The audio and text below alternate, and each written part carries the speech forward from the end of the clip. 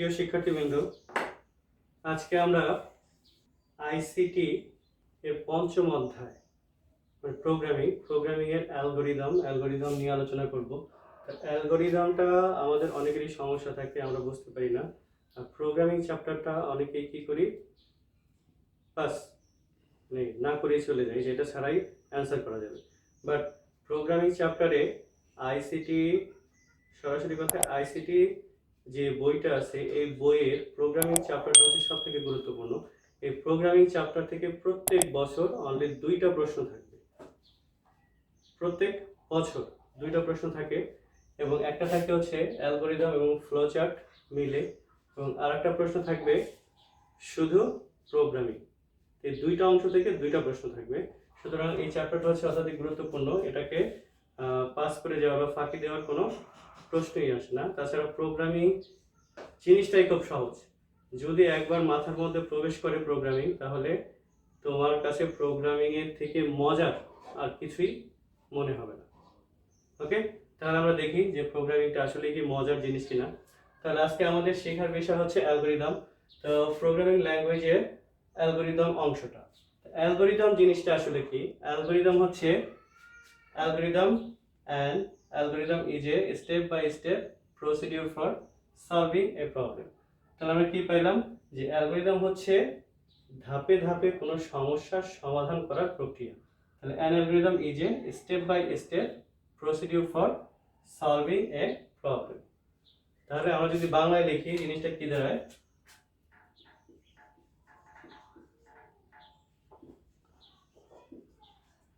ধাপে ধাপে কোনো সমস্যা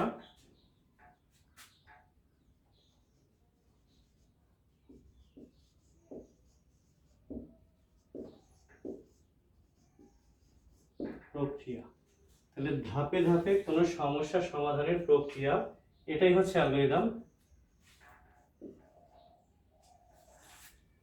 ধাপে ধাপে কোনো সমস্যা সমাধানের প্রক্রিয়াকে অ্যালগরিদম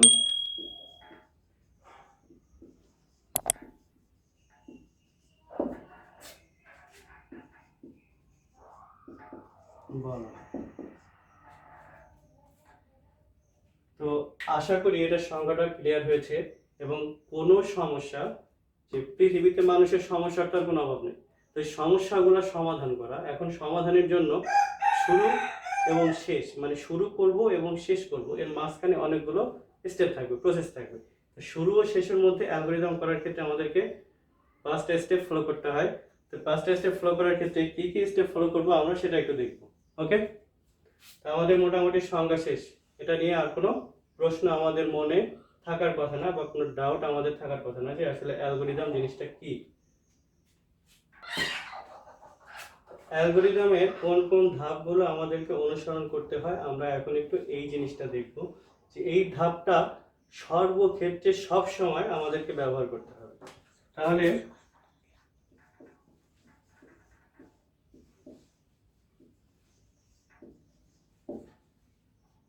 ধাপ 1, এটা হচ্ছে শুরু।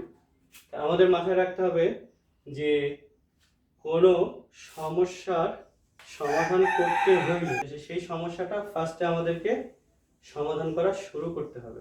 এর জন্য শুরু দিয়েই শুরু করতে হবে, এটার কোনো বিকল্প নেই। ঠিক আছে, তাহলে ধাপ 1 হচ্ছে শুরু, স্টেপ 1।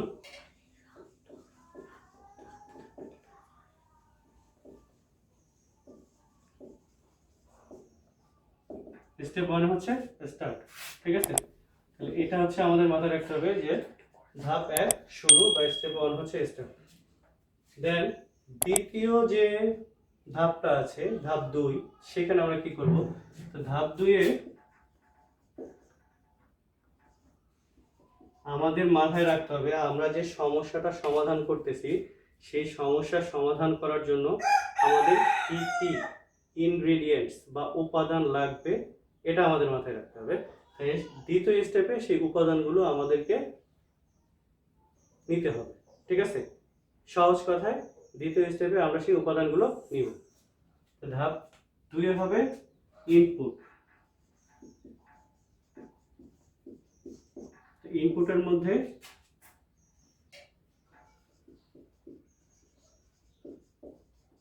উপাদান, তাহলে ইনপুটের মধ্যে আমরা সেই সকল উপাদান নিব যে সকল উপাদান দিয়ে আমরা এই সমস্যাটার সমাধান করব।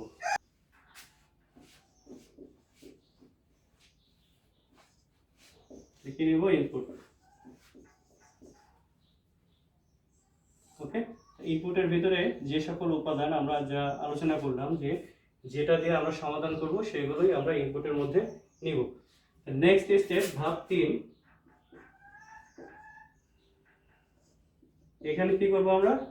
প্রসেস বা প্রক্রিয়া।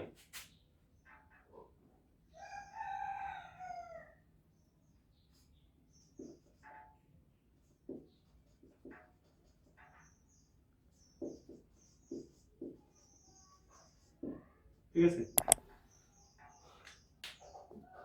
তো যে উপাদানগুলো নিলাম সেই উপাদান দিয়ে কিভাবে সমস্যাটা সমাধান করতে পারি সেই প্রসেস বা প্রক্রিয়াগুলো আমরা তৃতীয় ধাপে নিব।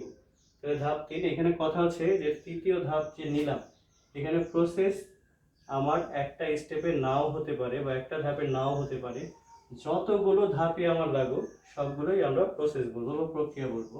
তো এই যে ধাপগুলো আমরা দেখাচ্ছি যে 5টা স্টেপ বা 5টা জিনিস আমাদের অবশ্যই অ্যালগরিদমের মধ্যে থাকতে হবে। এর মানে এই 5টা ধাপই কিন্তু সব কিছু না। এই 5টা ধাপ এমন হতে পারে যে 5টা ধাপ 20টা ধাপে পরিণত হতে পারে, কিন্তু মেইনলি থাকতেছে এই 5টা ধাপ। ওকে, এরপরে তৃতীয় ধাপ গেল, এখন চতুর্থ ধাপ। স্টেপ 3তে আমরা কি পাইলাম? প্রসেস। ওকে, এরপরে চতুর্থ ধাপ। ধাপ 4-এ আমরা কি নিব? অবশ্যই যখন প্রক্রিয়াটা শেষ হয়ে যাবে তখন কি থাকবে? আউটপুট থাকবে। ঠিক আছে, আউটপুট বলতে আমরা ফলাফল যেটা পাইলাম সেই ফলাফলটা আমরা এখানে প্রকাশ করব। এখানে যাবে হচ্ছে ফলাফল। ওকে, ইনপুটের ফলাফল বা আউটপুট।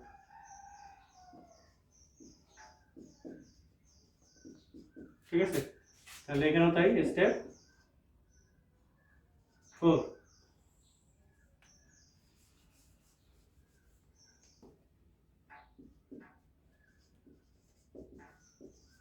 আউটপুট। ঠিক আছে, আউটপুট এর তাহলে আমাদের সমাধান যখন হয়ে গেল, প্রক্রিয়াকরণ হয়ে গেল, তখন আমরা কি পাবো? ফলাফল পাবো। ফলাফলের পরে যে স্টেপটা থাকবে সেটা কি? শেষ। তা আমরা অ্যালগরিদমে একটা জিনিস ক্লিয়ারলি বোঝাতে চাই, তাহলে আমরা ধাপ 5 এখানে কি পাচ্ছি? শেষ। ঠিক আছে,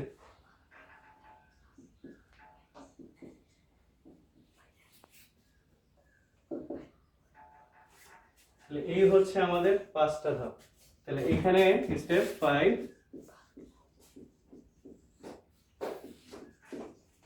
স্টপ। তাহলে আমাদের এই যে 5টা প্রক্রিয়া দেখাইলাম, যে প্রত্যেকটা অ্যালগরিদমে এই 5টা প্রক্রিয়া থাকতে হবে।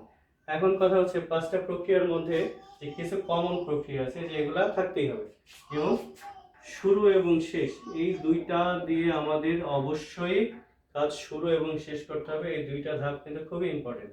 এই দুইটাকে বাদ দিয়ে কখনোই অ্যালগরিদম হতে পারে না।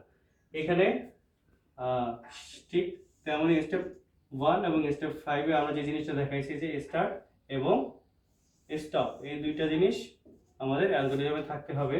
এবং এই যে মাঝখানের যে অংশগুলো আছে এইগুলাও খুবই ইম্পর্টেন্ট। এখন মাঝখানের অংশ, এই যে 3টা জিনিস আমরা দেখালাম যে ইনপুট, প্রসেস এবং আউটপুট।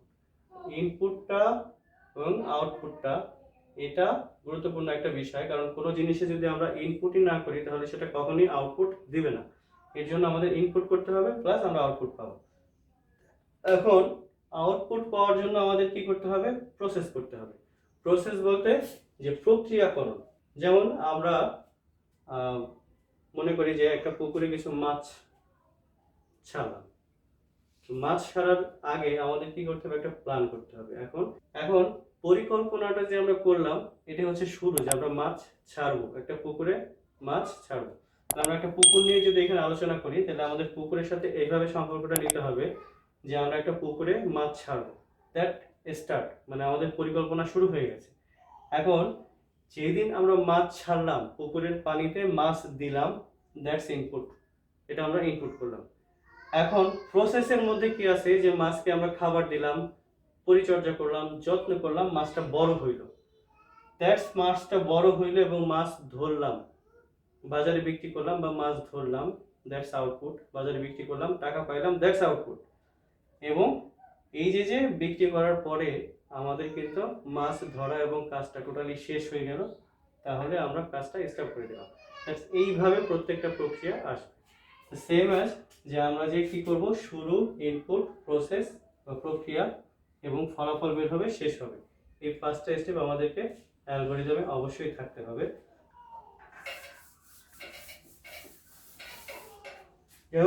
এখন যদি আমরা একটা উদাহরণ দেই, উদাহরণ দিলে আমাদের আরো ব্যাপারটা ক্লিয়ার হবে।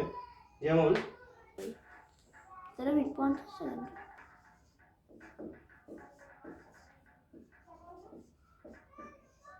পাঁচটি সংখ্যা, ঠিক আছে,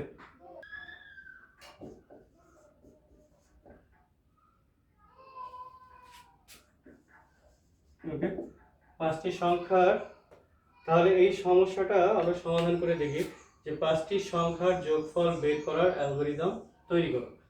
এই ক্ষেত্রে আমরা পাঁচটি সংখ্যা কিভাবে বা ধাপে ধাপে সমস্যাটা, এটা একটা সমস্যা, এখানে আমাদের একটা সমস্যা দেওয়া হয়েছে যে এটার অ্যালগরিদম তৈরি করতে হবে। তাহলে এই সমস্যাটা সমাধান করার অ্যালগরিদম আমাদের এখন তৈরি করতে হবে। তা আমরা কি বলছিলাম যে অ্যালগরিদমে আমাদেরকে পাঁচটা ধাপ অবশ্যই মাথায় ঢুকিয়ে নিতে হবে, শুরু, শেষ, এই দুটো ধাপ কমন ধাপ, এবং ইনপুট, আউটপুট কমন ধাপ, দ্যাট মাঝখানে এসে হচ্ছে প্রসেস। এই পাঁচটা ধাপ যদি আমাদের মাথায় থাকে তাহলে আমরা ইজিলি একটা অ্যালগরিদম করতে পারি। তা আমরা এই অ্যালগরিদমটা এখন করব।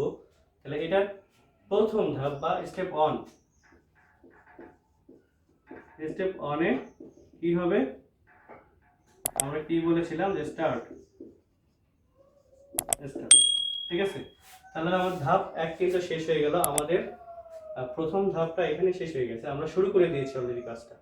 তাহলে আমাদের এই পাঁচটি সংখ্যার যোগফল বের করার অ্যালগরিদম কিন্তু আমাদের শুরু হয়ে গেছে। তাহলে নেক্সট স্টেপে আমরা কি করব, পাঁচটা সংখ্যাকে নিব, যে পাঁচটা সংখ্যা আমরা কি বলেছিলাম যে উপাদান, যে উপাদানগুলো নিলে আমাদের সমস্যাটা সমাধান হবে, সেই উপাদান এখানে কি আছে, পাঁচটা সংখ্যা। তাহলে এই পাঁচটা সংখ্যাকে আমরা উপাদান হিসেবে নিব, ঠিক আছে। Step 2,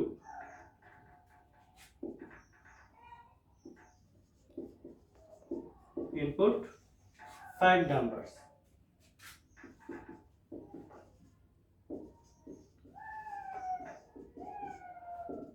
that's 5 numbers। এইভাবে আমরা নিতে পারি, অথবা আমরা পাঁচটা নাম্বার অ্যালফাবেটিক্যালি নিতে পারি, A B C D E F, এইভাবে, ঠিক আছে। এইভাবে আমরা নিতে পারি, অথবা এইভাবে সরাসরি 5 নাম্বারস, এটাও নিতে পারি। দেন স্টেপ 3 তে আমরা কি করব,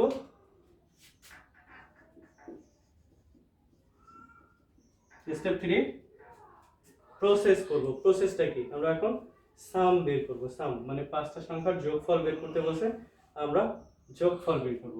তাহলে এখানে sum equal to add 5 numbers, ওকে। তাহলে 5 নাম্বারস আমরা যোগ করে ফেললাম। দেন পরের স্টেপে আমরা কি করব, স্টেপ 4 এ আমাদের যেটা সাম বের হয়ে গেছে, আমরা স্টেপ 4 এ আমাদের ফলাফলটাকে ছাপাই দেব। তো ফলাফল ছাপানোর জন্য আমাদের কি করতে হবে, print sum, that's enough, print sum, okay. তাহলে আমাদের অ্যালগরিদমটা কিন্তু হয়ে গেল। এখন অ্যালগরিদমের শেষ স্টেপ, বা যে স্টেপটা আমাদের কাজটাকে শেষ করে দিবে। আমরা বলেছিলাম যে স্টার্ট এবং স্টপ এই দুইটা আমাদের অবশ্যই থাকতে হবে। তাহলে আমাদের নেক্সট স্টেপটা হবে স্টপ। আমাদের অ্যালগরিদম কিন্তু শেষ হয়ে গেল। ওকে, তো সেম অ্যালগরিদমটা আমরা করতে পারি অন্যভাবে, সেটা আরো ইজি হবে। তা আমরা কি করতে পারি, 5টা নাম্বার এখানে ধরে নিতে পারি। ঠিক আছে, ওকে। তো 5টা নাম্বার কিভাবে ধরবো, আমরা ইনপুট এখানে 5 নাম্বার নিব, এ বি সি ডি অ্যান্ড ই। ওকে, তো 5টা নাম্বার লিখে নিলাম। এখন আমরা কি করব, সেম ওয়েতে এখানে 5টা নাম্বারকে শুধু যোগ করে দেব।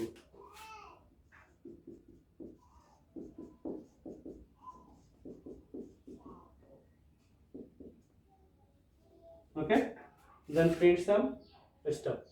এই দুইটা পদ্ধতি আমরা ব্যবহার করতে পারি এই অ্যালগরিদমটার সমাধান করার জন্য। তাহলে আমরা দেখলাম যে কিভাবে 5টি সংখ্যার গড় নির্ণয়ের অ্যালগরিদমটা করতে হয়। অ্যালগরিদম আশা করি তোমরা সকলে ক্লিয়ারলি বুঝতে পেরেছো। এরপরে অ্যালগরিদমে আর কোনো সমস্যা থাকার কথা না। যেভাবে বুঝিয়ে দিলাম আশা করি তোমাদের অ্যালগরিদম সম্পর্কে আর কোনো সমস্যা থাকবে না। অ্যালগরিদম তোমরা ক্লিয়ারলি বুঝতে পারবে।